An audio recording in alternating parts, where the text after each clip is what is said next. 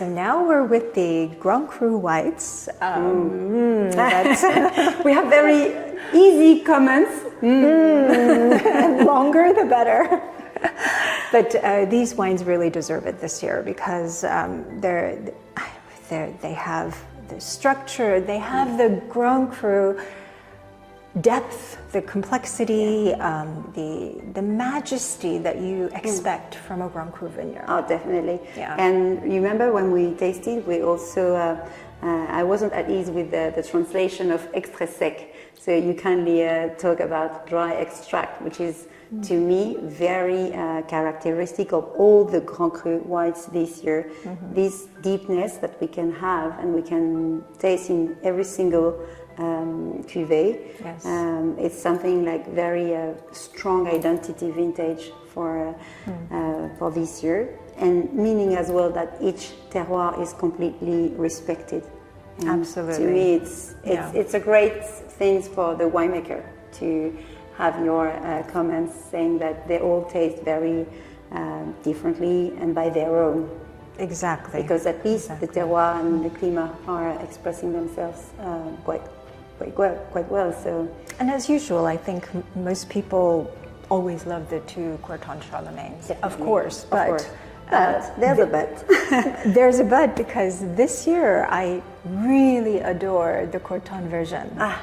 I mean, I think that this, yes, That's it was, the one. yes, absolutely, that it stood out as a wine that went above my expectations. Oh, okay. Because I expect the Corton Charlemagne year after year to be excellent. Yes, I do. And of course, this vintage was a pretty good one for the whites, but the version I've never had at this level, and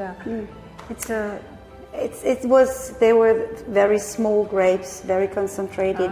We pressed quite high at a high level of pressure to extract the juice, and when we tasted it, it was very open, very I would say almost smoothie, you see, very juicy and like liqueur, very thick in mouth, and it's completely naturally very ripe. And you harvested early, right? Yeah, we did. It was around the 26th of August.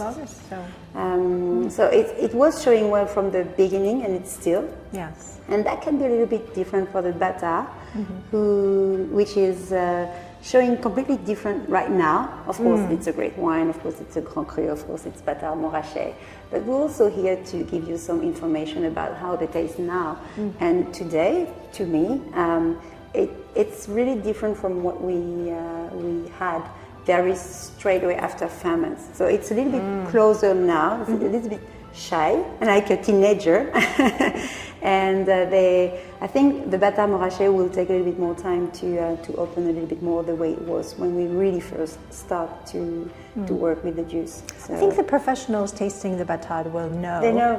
Yeah, that the nose might be closed, the flavor's not showing, but the structure and the finish, they'll be able to find. But you mentioned some expectations. So for our friends who are maybe not as used as we are in terms of tasting, that can be a good guide also for you to know how and which approach to have if you come and taste these wines, to have this information about the way you have to make a sort of cutting down with these different, and especially for the Bata Montrachet. That's a great value, that's a great wine, but I do agree on the Corton Verger. Yes, and the two Corton Charlemagnes. Actually, since we're closing on the white wines from Hospices de Beaune, I think we have to say that there really are so many choices. Depends on your budget, depends on your style. But the wines, for the white wines, I think many people are going to ask, was it a easier white wine or red wine vintage? And people are going to say, well, the red wines in general in Cotonou were really juicy and wonderful, but the whites were terrific. So for me, from our tasting here at Hospices de Beaune, I would say both equally, the white and reds were really successful. So, well, we can cross fingers and say good luck to everyone.